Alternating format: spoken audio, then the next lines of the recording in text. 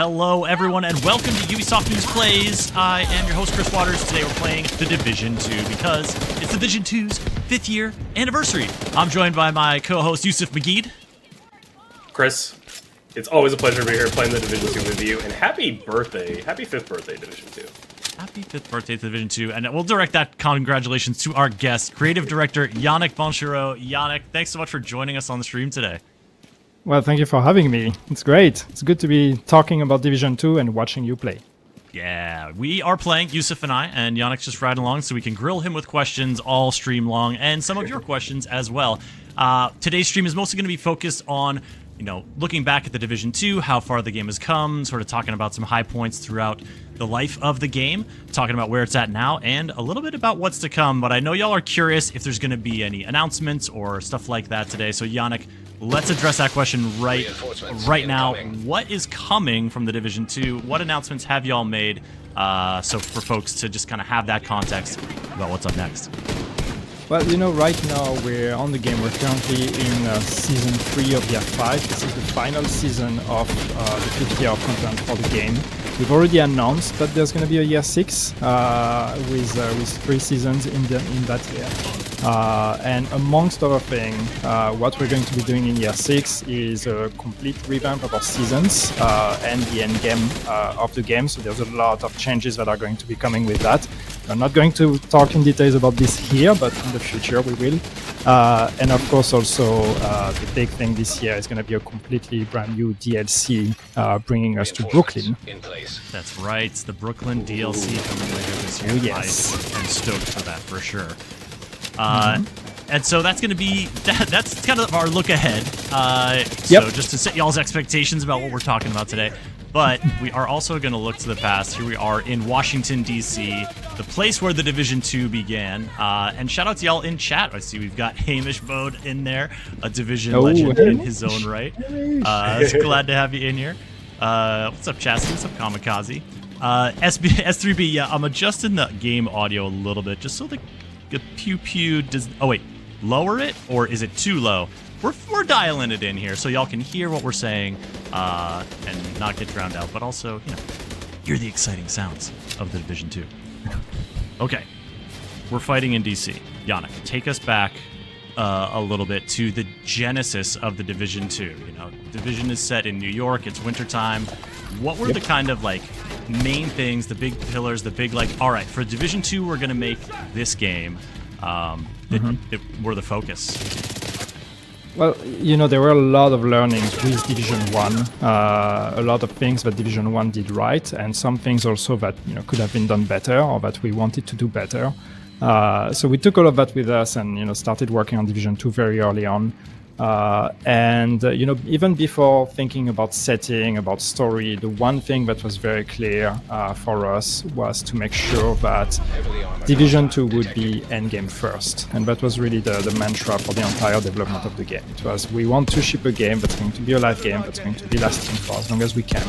And we want to make sure that at launch there will be an end game and there will be a lot of things to do in this game and motivations and everything you would expect to make sure that players can from the beginning engage for a very long time and find a lot of things to do. So that was really the one driving force here. And then of course we wanted to move away from New York and try a different setting. Explored a bunch of different places. Actually, there's other cities that were explored, but the idea of going to Washington D.C., the seat of power, and all those iconic locations was just so appealing that it didn't take long to make that decision. And moving also away from winter, which I know a lot of people miss, but on the other hand, after several years of playing Division 1 and working on Division 1 and all you see is snow, we wanted a bit of change of tone here and have something that was a bit warmer. So change to moving forward in the timeline, bringing the summer and trying to explore what would the Washington DC look like month after the outbreak and the collapse. Many a months lot of too, interesting right? thematics. Many months, It's a different kind of maturity of the whole situation, and there's been different waves of conflict that you then peel away like layers of the onion, and we're still doing that here into year 5. Yeah. Thanks for chat, folks. All tuning in about the game sound. I tuned it down a little bit. Let me know if that is good for you. Also, before we continue, I just wanted to mention if y'all are. A few of you mentioned having an issue with a server or like a tech issue with the Division. We've got some support links for you to check out in the chat that our mod will be sharing. And that includes the Division Trello board, as well as Ubisoft support. And, it's always a good idea to check the Division social channels for like the most updated and latest information on that stuff. Yeah, as much as I would love to solve everybody's issue live on stream, I'm afraid I'm not going to be able to do that. Come on. Well, Yannick, I have to say, you solved some of my issues, and they're not really issues, more of a skill issue than anything else. When we first got on the call, we were like, okay, Chris and I, part of our jobs is playing all Ubisoft games, so we can't always devote ourselves to mastering the meta of everything. And so we hopped on. We were like, okay, you mentioned our builds weren't necessarily meta. We were like, okay, what is meta? How do we optimize with what we have? And you were like, okay, what you want to do right now, striker gear set. Like you want to optimize for damage, high damage output. And I'm already noticing a huge difference from when Chris and I were playing. Feeling powerful already. Oh yeah. Yeah, there's go ahead, Yannick, sorry. There are some, I mean, striker is always popular and it's always efficient. So it's usually a safe one to go with when you don't really know what to equip in order to play all those activities. Yeah, and I mean, you were mentioning this too before we streamed, but like the Division fan base and players are so devoted and so knowledgeable that oftentimes when Chris and I stream, they're the ones coming in here and serving that purpose for us of, oh, hey, you should go this, you should try that, you should spec this way. And so it's I'm glad to have the firsthand knowledge too from the creative director. Well, respect to you, because playing Division in front of a Division audience, assuming there's a lot of Division players watching, it's always intimidating. We used to do that back then. If Hamish is still watching, he will remember all the gameplay streams we used to do. And that was always a bit tough, because when you work on the game and then you're showing your skills at playing the game in front of a crowd that is usually, way more expert at the game than you are, it's always a bit of an exercise. So yeah, respect. But you're doing good. We're hanging in there.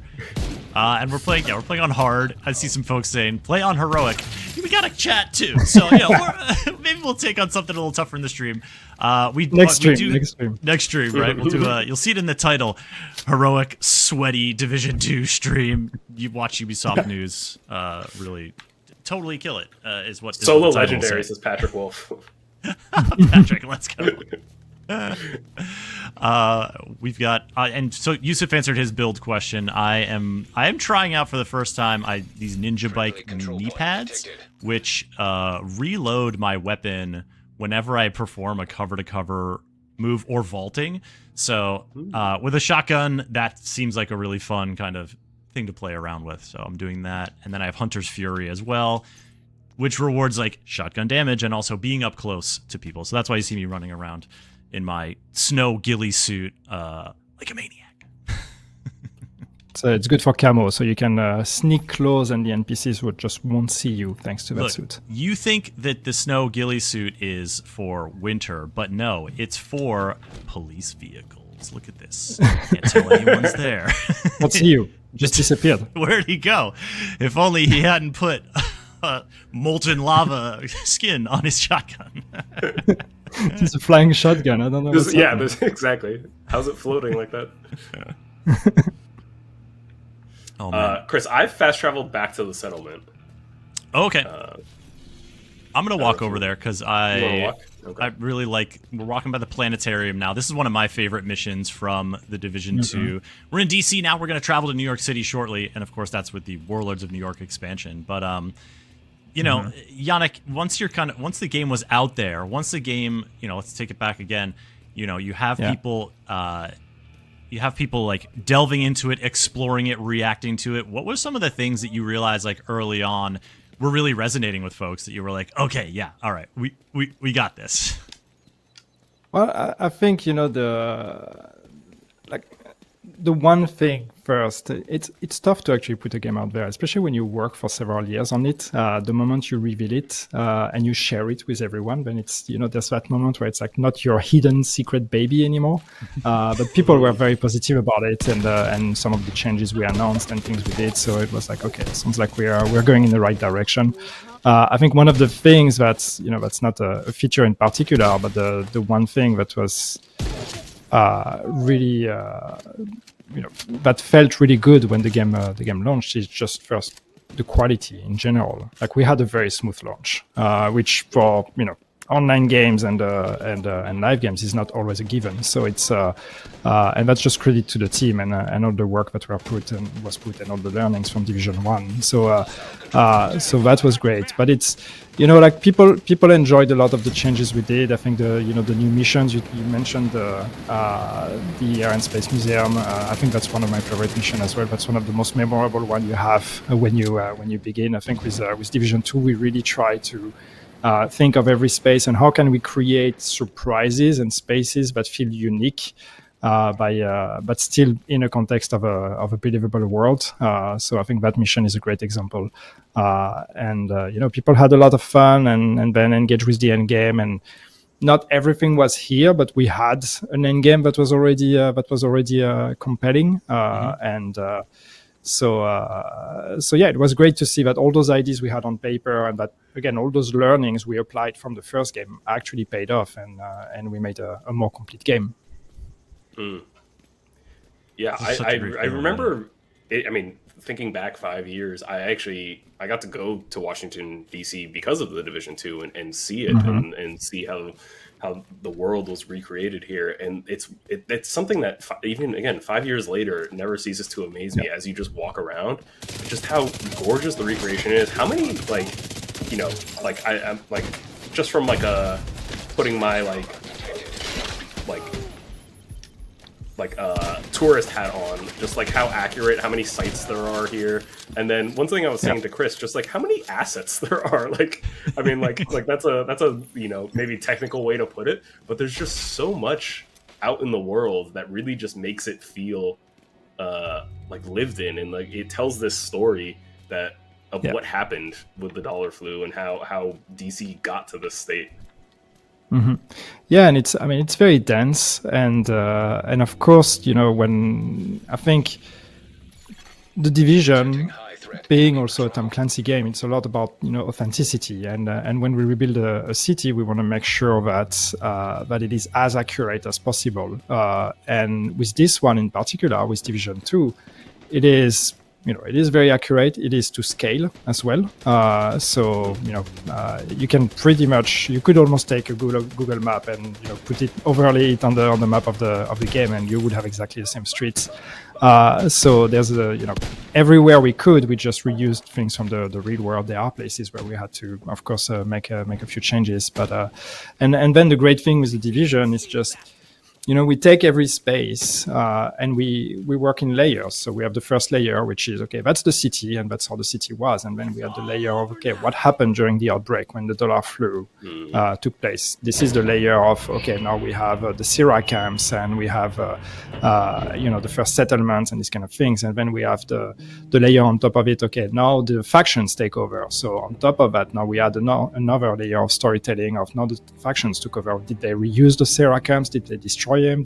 Did they burn it? So there was all those layers. Every single street, every single corner has all those layers and all those thought behind that. All the artists can try to create their own micro stories in all those environments, and it creates something extremely rich and dense. And everywhere you look, there is a story. And speaking of that story, those layers are not remaining static. We're 5 years into the Division and going on to 6, and here we are entering the castle settlement, which is kind of emblematic of, you are still changing this game, you are still telling stories in this game. Yes. And for those who haven't checked in a while, I see some folks are saying hey, I haven't played Division 2 in a while, what's new, what's going on? The castle settlement here is kind of a nexus for for some of that new stuff. You want to talk about it a little bit? Yeah, absolutely. So if you remember, for people who played the Division, if you haven't, that's a spoiler, but hopefully not a big one. But when you go to the castle settlement, when you arrive as part of the story, the settlement has been destroyed. It was attacked by the True Sons and destroyed. And it stayed like that for, when you reach the end game and you play in the end game, and the map stays the same. But we've always wanted to eventually go back to this settlement and rebuild it, because that's what people would do. They would go back to that space and use it because it's a good space. And we did that in year 5. So with season 1 and 2, we decided to actually start rebuilding it. So as you played, as players played the seasons, they could unlock upgrades and watch the settlement being rebuilt in real time, almost, as you play through the seasons. And now we have a fully functioning settlement there. And this is a permanent change that we made to the world, and that was an intention for us to also, communicate the fact that you are there, you are making a difference. The Division is making a difference. This world is alive, and it reacts to all the good work that the Division agents are doing. So it was important for us to not tell our story just through the activities and the missions of the seasons and the manhunts, but also actually reflect that in permanent changes in the map. And this is, of course, the most noticeable one that we've done. Well, thank you for giving me the perfect opportunity to slow walk through the environment. It's one of my favorite things to do on stream. And also, when I play, I'm not just doing this for the stream, folks. I do this when I play, and that's probably why I don't beat games that frequently. And I don't know if you have music on, but we also have a new music track in the castle settlement, and it's pretty good. I caught some moments of it. I think the game volume is a little lower now because of all the bang we were doing earlier. But so that's the castle settlement here in DC. And of course, as we zoom out, we see, and I'm picking up some quests there that I haven't quite had set yet. But in addition to kind of the go further afield main missions, the game has continued to expand over the years. The raid, incursions, etc. And of course, no expansion bigger than the Warlords of New York one. Yes. What were you kind of like? You're in DC. You've built this whole thing, and then you're working on this big, New York expansion back to New York in the summertime. What was the dream for Warlords of New York, that expansion, which came out just a year after the launch of the Division 2? Well, I mean, we went to DC, but it's the Division. It's always connected to New York in a way. This is where it began. This is where the fantasy started. This is where, the dollar flu actually started. So it was very clear that we would go back to New York at some point anyway. And but there's always connection to that city. And it was very interesting for us to also go back there, but show what happened since the events of Division 1. So we didn't go to the same streets, but we at least wanted to show new layers of transformation, what happened to New York after pretty much most of the agents left. If you remember the story of Division 2, all the agents are called to Washington, D.C. There's a distress signal that comes from Washington, D.C., and all agents are summoned to regroup in Washington, D.C. So a lot of agents left New York and left any other places where they might have been.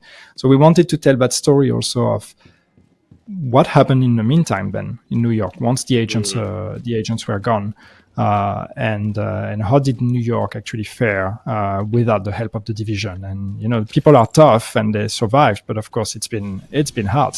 It's been very hard for them. And there was also a hurricane that took place. That's right. That whole washed out area down by the water. Yeah, exactly. So if you go by the water, you will see that. So we have that also that story. So it's been tough, but people have survived and they've banded together, formed a new settlement in Haven. And at least I remember my first experience when we started building Warlords of New York, and the first time I actually, loaded a build internally and went there, and it was still work in progress, and there was a lot of gray boxes everywhere, but still the streets were here, the high buildings. And, the first feeling I got going there was like, I'm home. It just felt right. So it was pretty. It was really satisfying to actually be able to go back there and revisit New York in summer 6 months later. Excellent. Detected. And Caught Slumped, yes, we are taking questions. And then Blu-ray asks, Yannick, when is the next DLC? If someone, you mentioned it early on in our stream, but if someone is just tuning in, do you mind giving a little bit of an update on the future of the Division 2? Yeah, of course. So as we said, we have 3 seasons coming in year 6, and the DLC has been announced as part of season 3 of year 6, so that's going to be towards the end of the year. And when we talk year, we talk content year or fiscal year. So that's that's after the end of the calendar year. So we don't have any date announced yet, but that's going to be towards the end of the 6th year of content, where we're going to be releasing the new DLC in Brooklyn. And prior to that, as I mentioned, the next. There's a couple of things we're working on that we haven't announced yet, but the one we have announced, the big thing we have announced, is the revamp of the seasons. So this one is going to be coming before that for second season. Please don't die. There's a rogue agent detected. Sorry, you were answering the question, and so I was like, I'm trying to warn Yusuf about it's about to get spicy, but I didn't try hard enough. That's going to be a tough one. Sorry, Yusuf. You seem to be fairly dead. Yeah, I'm completely dead. Responding at a safe house. 100% dead. Okay. I died twice. I got my revive hive popped even. So speaking of, there's 2 rogue agents. Yeah, there's two. Yusuf, can you go? You got this. I'm coming back. I'm running. Oh, is that? No, that's not 3. That's the 2 of them over there together. Oh, there are 3. There's 3. There's 3. Yeah, okay, I think it's always a group size plus 1, I think. So. Oh, no! We don't go with those with rogue agents. Okay, alright. Oh, get around the corner! Possibly go wrong. No. So speaking of, manhunts, you've mentioned them in terms of the seasonal content updates. We're doing the one right now. Something strange has happened with Alani Kelso, of course, a longtime Division 2 character that folks will know. And in terms of these kind of stories, what are y'all like? Yeah, I'm trying to be nimble kamikaze. We're trying to stay alive. You really I think, and you did this with the Fei Lao season as well, really leaning into these kind of, the characters, telling stories about the characters people know in the Division universe.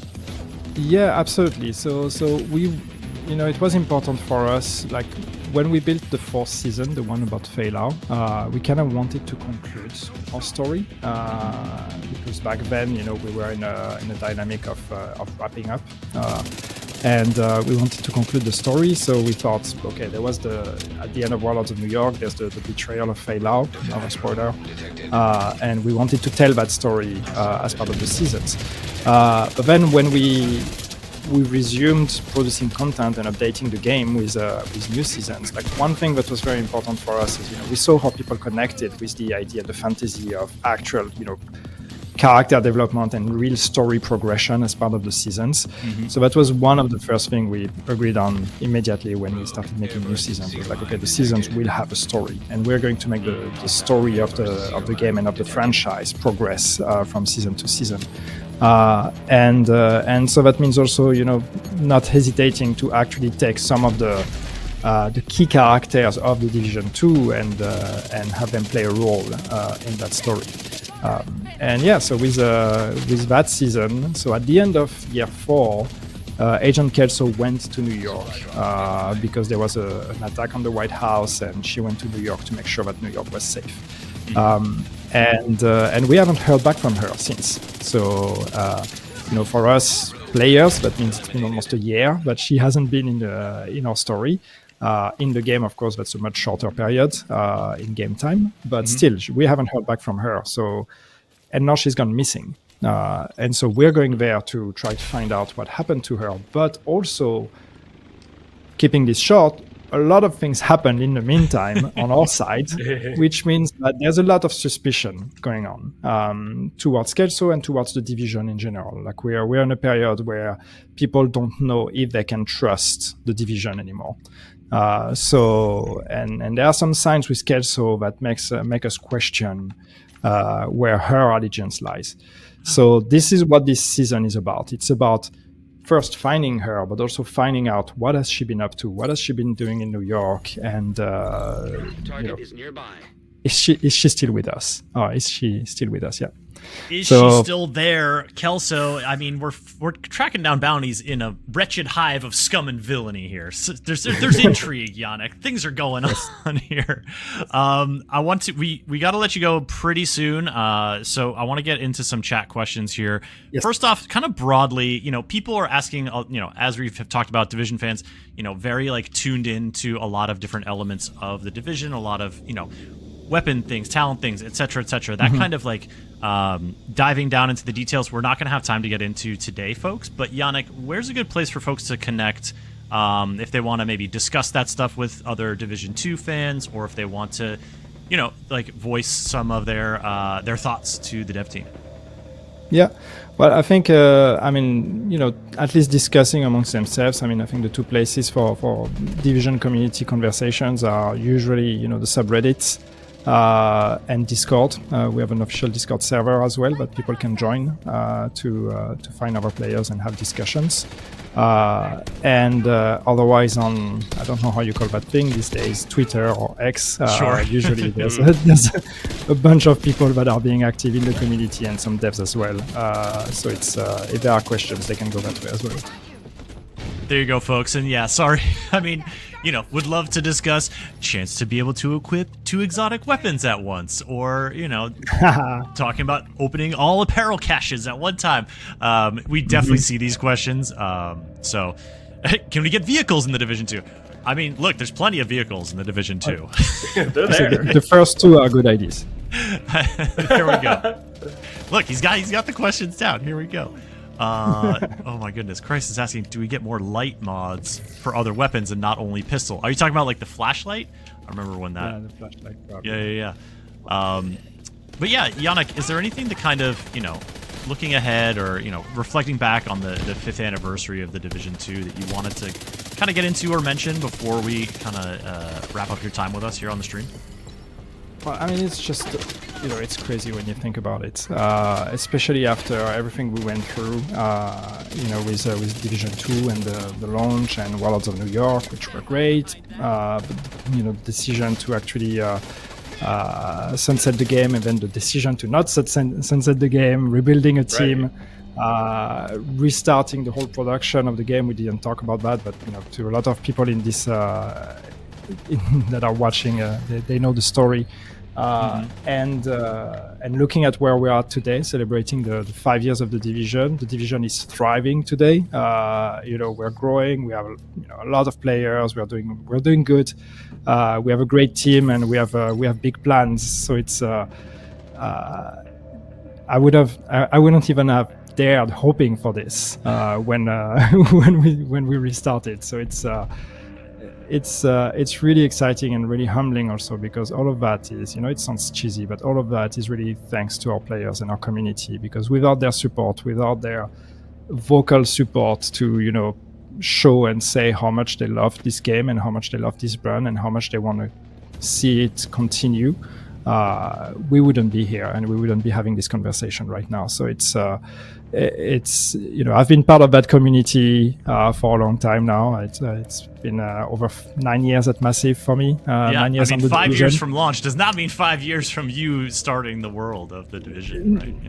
Yeah, and I joined before Division 1 shipped, so as a community developer, so I helped build that community and see that community, how much it's helped us and it's helped that game continue and survive and thrive, and seeing some of the names and the faces in this community that have been with us since I started, and some of them before I started. And seeing those people still so engaged and so so supportive, it's really humbling, and it's a one of a kind community, and I'm just so proud of what we've done with them. So no big announcement, but just a big message of love. Well, thank you so much for coming to share that, Yannick. It's like, we love to talk about new things. We love to talk about where games are at, but we also love to take a moment to reflect and celebrate. We did that yesterday with Far Cry. It was the 20th anniversary today. We're talking Division 5th anniversary. And folks, that story that Yannick was telling you about in terms of how the game was, at some point was going to start to be sunset, but then came back because the community was so engaged and so passionate. Yeah. We have an interview with Yannick. It's a written interview that you can read, this article. I'm sharing the link again in chat. And please check it out if you're not familiar with the story, because it's a really interesting one, a really unique one for Ubisoft, I think, and also a fun and inspiring with I want to say happy ending, but it's not over, Yannick. We're still going. There will be a happy ending one day, but not today. But not today. Yannick, thank you so much for joining us for this part of the stream, folks. We're going to keep streaming and keep playing, and we're going to be taking all your build suggestions as we look for a Kelso and have some fun with the Division 2. But where Yannick is, it's late on a Friday night, and the man needs to go after a long day of work. So thank you again, Yannick. I really appreciate it. Thank you so much. Yeah, well, thanks for having me, and thanks for giving me a chance to talk about the game and the brand I love. Well, good luck playing the game. Don't die. You just got rid of the rogues, so I'm very impressed and proud of you. You got this. Thank you, thank you. Yes. All right. Keep doing what We you're impressed doing. them, Chris. We got this. We impressed him. That's a big W for Ubisoft News. Oh, yeah. All right, take care, Yannick. We'll catch you next time, bud. Yeah, cheers, guys. Bye.